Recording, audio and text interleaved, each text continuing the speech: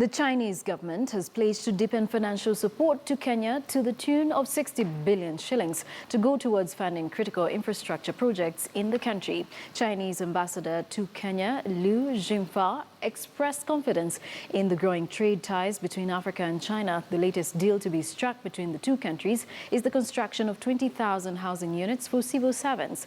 KTN's Abiyagina has the details. China's growing dominance in executing big-ticket projects in African countries continues to grow by the day.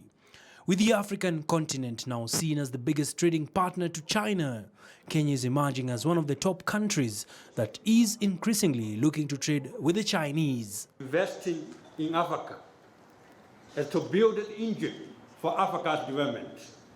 Speaking during the opening of the China-Africa Development Fund Representative Office to be based in Nairobi, Infrastructure Cabinet Secretary James Macharia reiterated that Kenya was looking to expand trade ties with China.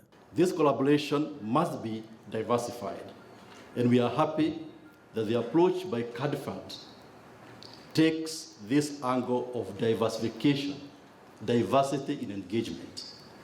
That's why they are bringing together the Kenyan companies. Testament to this was the announcement that Kenya has signed a memorandum of understanding with the China-Africa Development Fund to build 20,000 housing units for civil servants. We need these partners to supplement and to complement our efforts.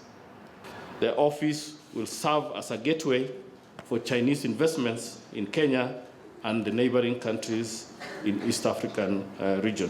The project, which will be delivered in phases across several counties, will be implemented by real estate developer Suraya Property Group. The idea behind this whole MOU is to provide housing for civil servants, public servants, and social housing.